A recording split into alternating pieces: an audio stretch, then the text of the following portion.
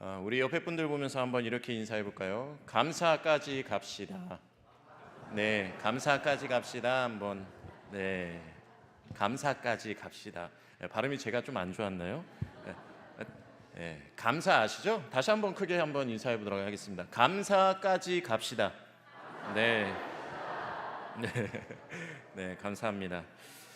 여러분, 세계적인 종교 교육학자인 토마스 그룸의 책이 있습니다. 기독교 종교 교육이라는 이런 책인데, 이 책에는 믿음을 세 가지로 단계를 나누고 있어요. 첫 번째 단계는 인지적 차원에서의 신앙이라고 말합니다.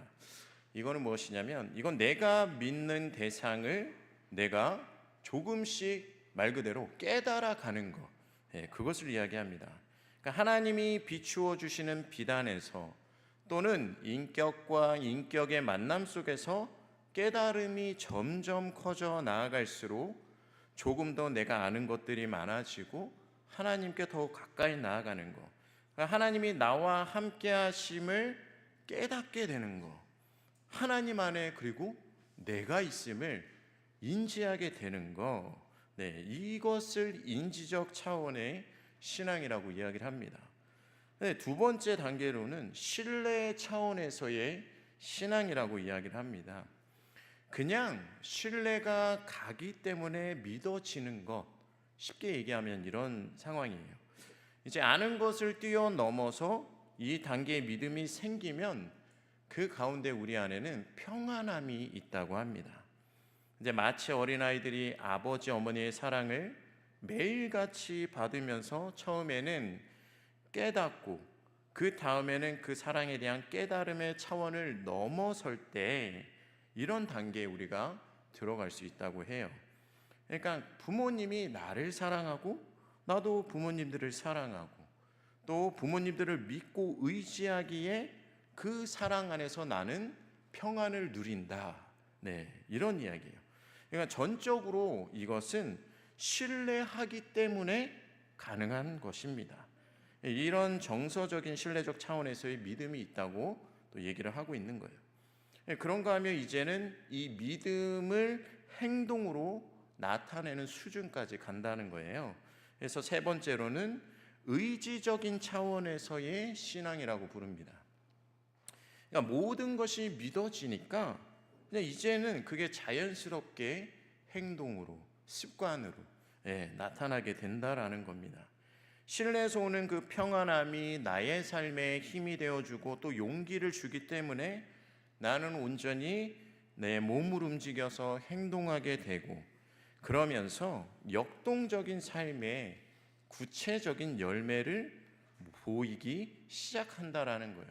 그러니까 예를 들어서 열매 맺는 신앙의 단계로 들어가게 된다라는 겁니다. 여러분, 믿음이라는 것은 하나님이 깨달아지고 더 나아가서 그분의 사랑과 은혜와 평안이 나를 붙드심을 신뢰하는 것입니다. 그리고 그 신뢰하는 차원의 믿음은 나를 행하게 하는 믿음으로까지 나아가게 하는 거예요. 행하는 것은 꼭 우리가 의지적으로 해야 한다는 겁니다. 그러니까 내가 받은 사랑이 있는 만큼 나도 사랑을 하고 내가 받은 용서가 있기에 나도 용서를 해야 된다는 거예요. 내가 거저 받았기에 거저 줘야 된다는 겁니다. 오늘 본문 말씀에서도 신앙생활, 이 믿음에 대해서 세 단계로 설명을 하고 있습니다. 물론 토마스 그룸처럼 그룸이 말하는 것처럼 깨달아지고 신뢰하고 의지적으로 나가는 단계의 신앙의 모습은 아니에요. 근데 하지만 우리가 조금씩 성장해 가는 우리 믿음의 단계에 대한 모습을 오늘 본문에서 조금 다뤄보려고 합니다. 먼저 첫 번째로 우리의 단계는 주님의 긍휼을 구하는 소망의 단계라는 거예요. 이게 첫 번째 단계라는 거예요. 대개 교회를 처음 나오시는 분들이 아마 이 첫 번째 단계에 해당되신다고 보면 되는데, 여러분 교회에 나오는 사람들 치고 교회에 나오시는 우리 성도님들도 똑같을 거예요. 할 일이 없어서 나오는 사람은 아마 한 분도 없을 것입니다. 정말 특별한 경우들이 있잖아요. 뭐 예를 들어서 가정의 평화를 위해서 남편이 아내를 따라 나온다거나, 아니면 부모님의 어떠한 강권함 때문에, 강권적인 권면 때문에 교회에 처음을 발을 디딛는 경우처럼, 그런 경우가 있다면, 그런 경우가 아니라면 되게 뭔가 우리에게 갈급함이 있기 때문에 교회에 나오는 경우가 많다라는 거예요. 몸이 아프다든지, 아니면 사업이 잘 안 된다든지, 아니면 자녀가 말썽을 부린다든지, 공부를 잘하고 싶다든지, 뭔가 이 마음의 소원이 있으니까 교회에 나오는 거랍니다. 그렇기 때문에 처음 교회에 나오는 초신자들의 기도를 들어보면 한결같이 간구하는 기도가 많대요. 주님 주시옵소서, 주님 이것을 주시옵소서, 이런 간구의 기도가 많다라는 겁니다. 그러나 여러분, 아예 교회에 발도 못 들여놓은 사람들은 이런 기도조차 할 수 없습니다.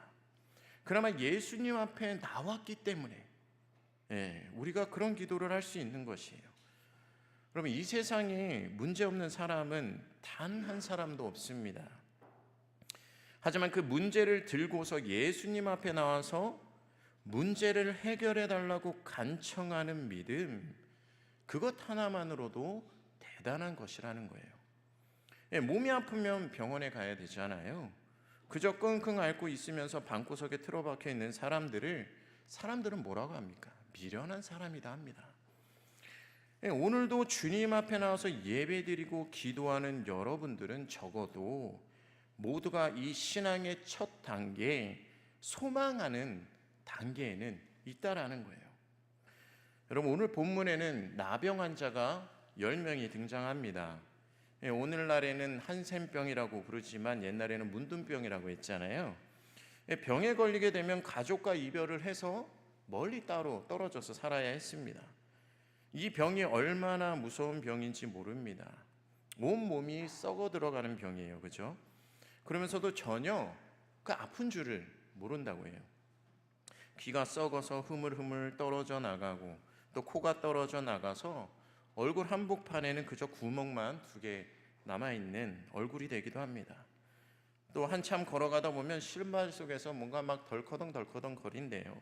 보면 발가락이 썩어 문드러져서 떨어져 나가 있거나, 그런데도 전혀 아픈 줄 모른다고 합니다. 온몸에 고름이 질질 흘러내립니다. 또 썩은 냄새가 코를 찌릅니다. 멀쩡한 사람과는 전혀 같이 살 수 없는 그런 병이 바로 이 문둥병이에요.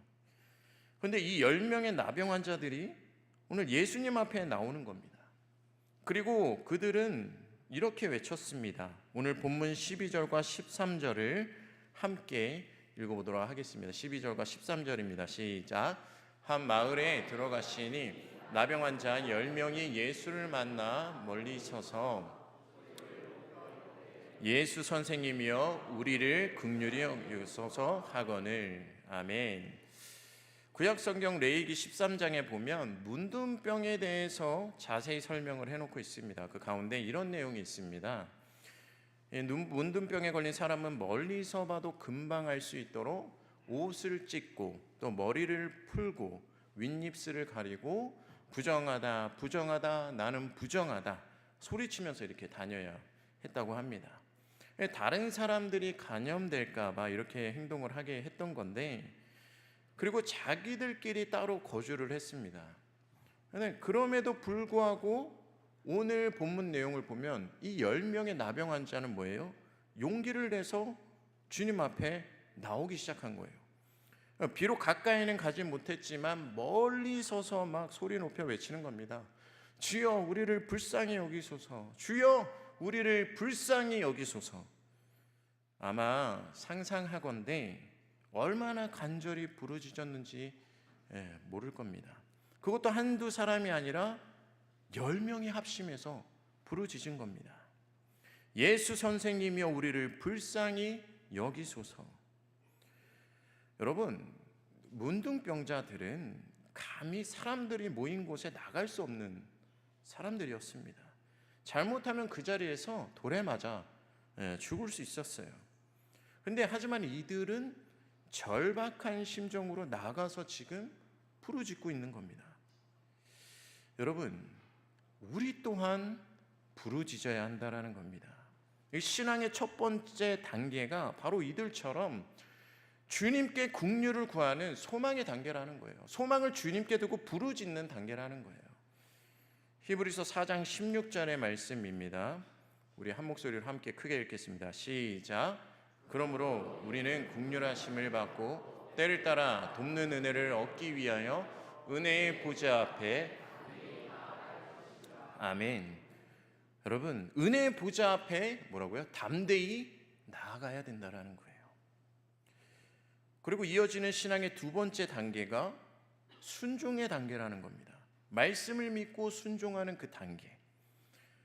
여러분, 소망은 품었어요. 부르짖기는 부르짖었습니다. 근데 거기에 머물러서는 안 된다라는 거예요. 말씀을 믿고 순종하는 데까지 나아가야 된다라는 겁니다. 그래야 나음을 입게 된다라는 거예요.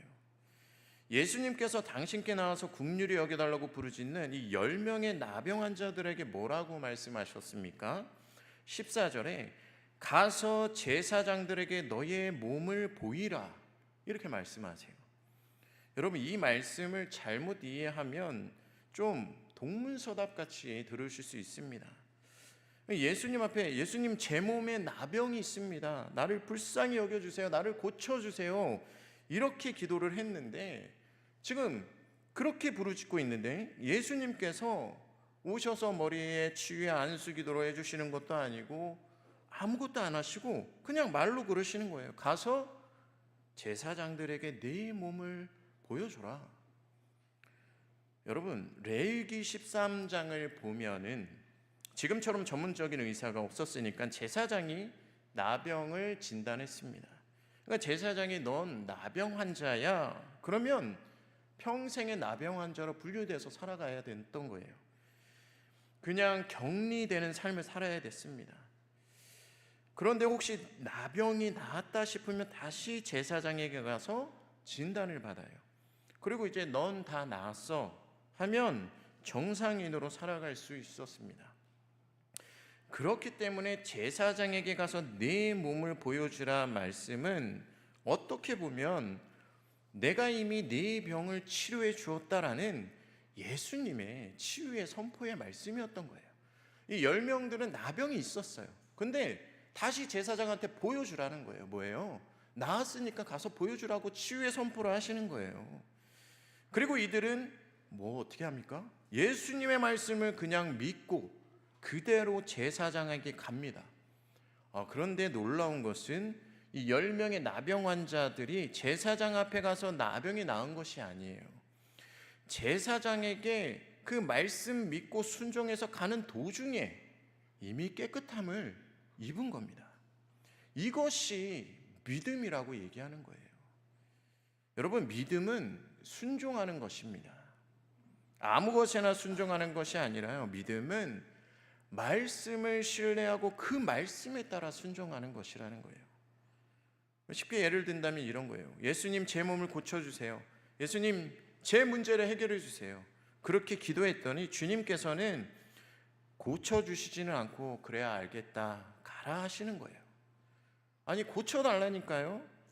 그래도 예수님의 대답은 그런 거예요. 그래, 알았다, 가라. 여러분, 우리는 그냥 그 예수님의 말씀, 주님의 말씀을 믿고 가면 되는 것입니다. 그러면 문제는 이미 해결된 거예요. 그런데 자꾸 주님 앞에 나와서 떼를 쓰며 매달리는 사람들이 있습니다. 왜 그럴까요? 여러분, 기다리지를 못해서 그래요. 믿지를 못해서 그런 것입니다. 신뢰하지를 못하니까 그런 거예요. 순종이 없기 때문에 또 와서 부르짖는 거예요.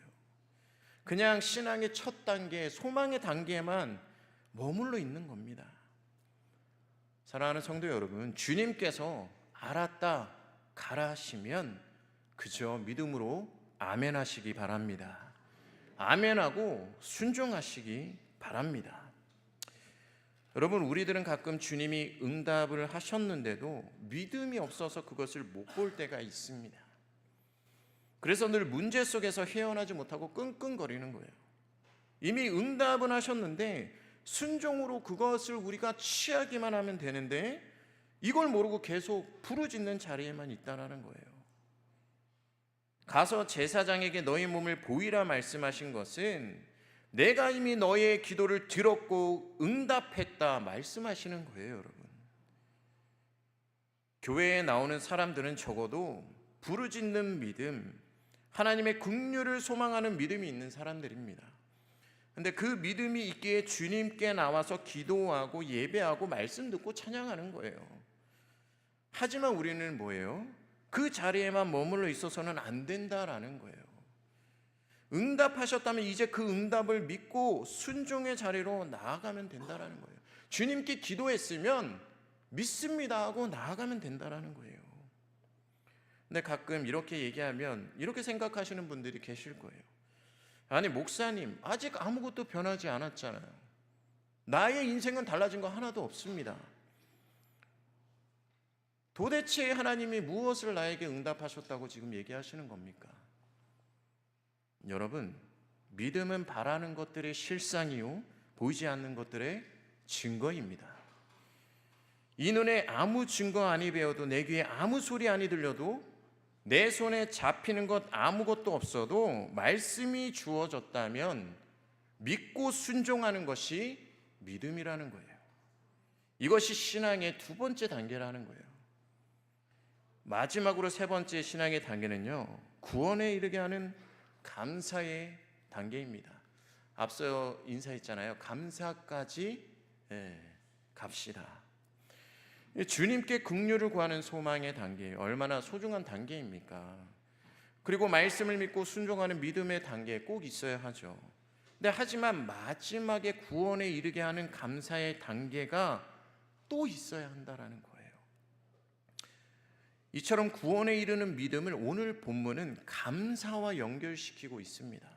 오늘 본문 15절과 16절을 우리 한 목소리로 읽어보도록 하겠습니다. 시작. 그 중에 한 사람이 자기가 나온 것을 보고 예수의 발 아래 감사하니 그는 사마리아 사람이니라. 아멘.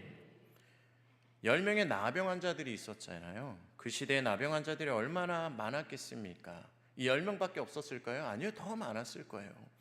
하지만 예수님 앞에 나와서 고쳐주기를 소망했던 사람은 딱 이 10사람 뿐이었습니다.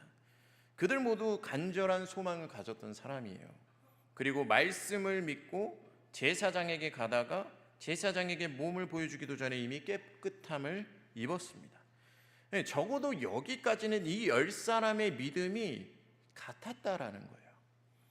그런데 그 중에 단 한 명만이 예수께 나와서 감사했다는 겁니다. 그것도 하나님의 선민이라고 하는 유대인들은 죄다 가버리고 그렇게 천대받고 멸시받던 사마리아 사람 한 사람만 돌아와서 큰 소리로 하나님께 영광 올려드리고 예수님 발 앞에 엎드려 감사했다라는 거예요. 그리고 그 감사한 사마리아 사람을 향해 우리 주님이 이렇게 질문하십니다. 17절과 18절의 말씀을 제가 읽겠습니다. 예수께서 대답하여 이르시되 10사람이 다 깨끗함을 받지 아니하였느냐? 그 9은 어디 있느냐? 이 이방인 외에는 하나님께 영광을 돌리려 돌아오는 자가 없느냐 하시고, 여러분 10사람이 다 깨끗함을 받지 않았냐? 야, 그 9은 도대체 어디 간 거야? 이 이방인 외에는 하나님께 영광을 돌리러 온 자가 없구나 한탄하시면서 이렇게 얘기하시는 거예요. 예수님께서는 그들에게 언제 뭐 재물을 달라 하시거나 내가 내 병을 고쳐주시니 나를 알아달라 뭐 그렇게 하신 게 아니에요. 그렇다고 못된 놈들 기껏 고쳐놓았더니 보이지도 않구나 책망하신 것도 아닙니다. 그저 우리 주님께서 말씀하신 것은 은혜를 받은 그 다음에 그들의 태도에 대해서 말씀하고 계시는 거예요. 주어진 은혜가 당연한 것으로 생각하고 있구나. 그 9사람은 내가 준 것이 그저 당연하다 생각하고 있구나. 정말 여러분, 내가 받은 자격, 내가 받을 자격이 없는데 주신 은혜가 있다면 사마리아인처럼 감사하지 않겠어요? 지금 그것을 말씀하시는 거예요. 여러분, 은혜를 당연한 것으로 여기지 않고 감사하는 마음, 은혜를 자격이 없는 자에게 주시는 하나님의 사랑으로 믿는 믿음이 구원으로 연결된다라는 겁니다. 여러분 생각해 보세요. 아버지가 지갑에서 10,000원짜리를 꺼내서 그냥 아들에게 주면 그저 감사한 거예요. 그렇죠? 그런데 길 가다가 구걸하고 있는 정말 못 먹고 잠을 못 이룬 거지에게 10,000원짜리 한 장을 줘보세요. 아마 머리가 땅에 닿도록 연신 고맙다 인사를 할 겁니다. 한 번이 아니라 몇 번이고 엎드려져서 절을 할 수도 있는 거예요. 이것이 고침받은 사마리아인과 유대인들의 차이라고 생각을 합니다. 유대인들은 자신들이 하나님의 택한 백성이라는 그 선민 사상에 언제나 찌들어 있었어요.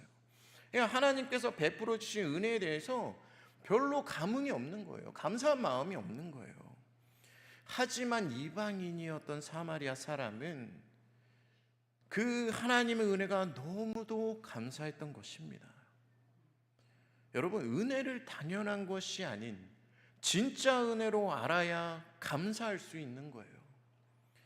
그리고 이 감사하는 믿음이 예수님을 인생의 주인으로 높이는 믿음까지 우리를 나아가게 한다는 겁니다.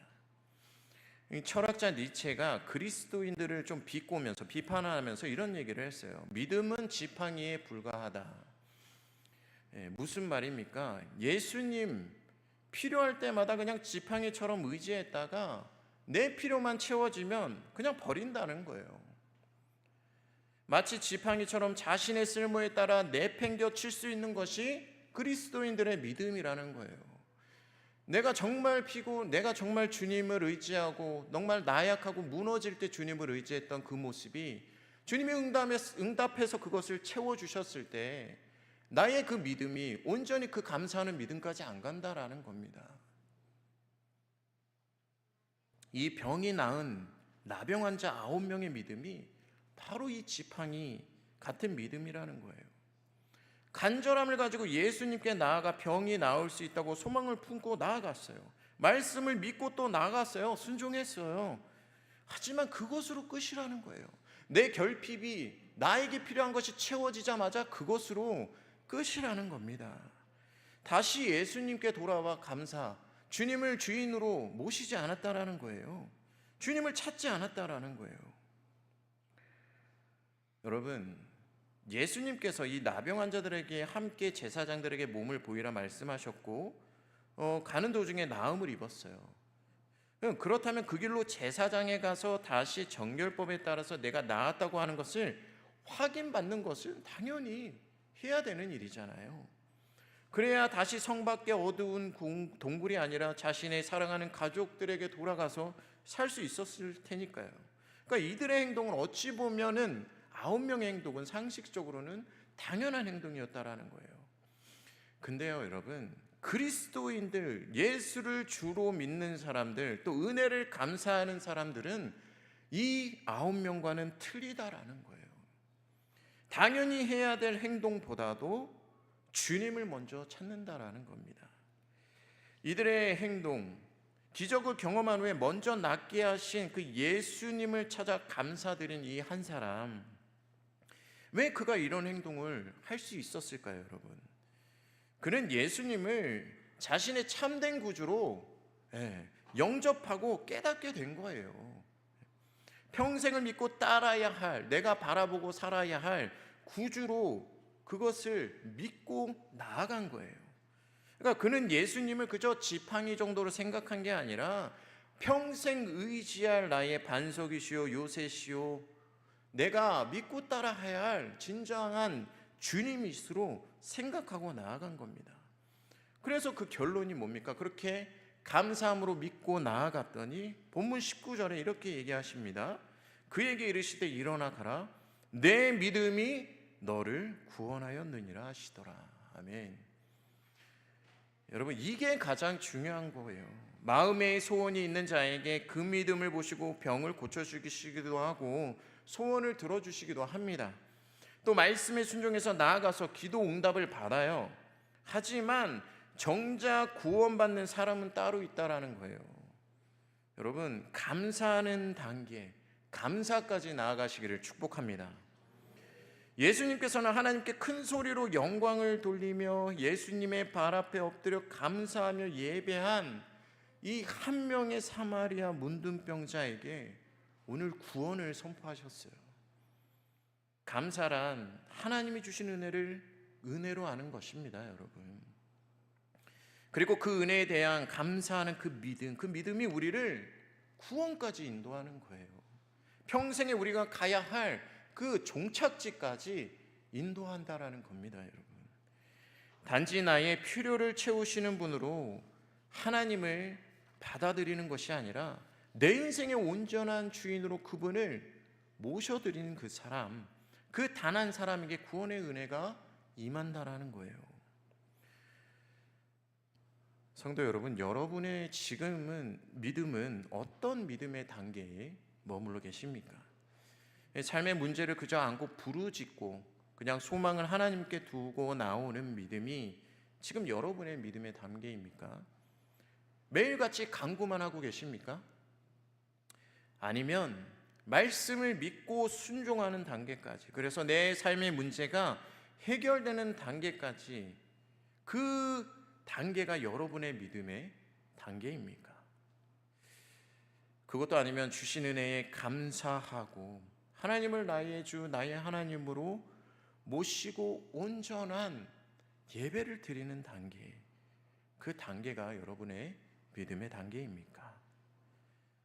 사랑하는 운남교회 성도 여러분, 소망을 넘고 순종을 넘어서 감사까지 가시기를 축복합니다.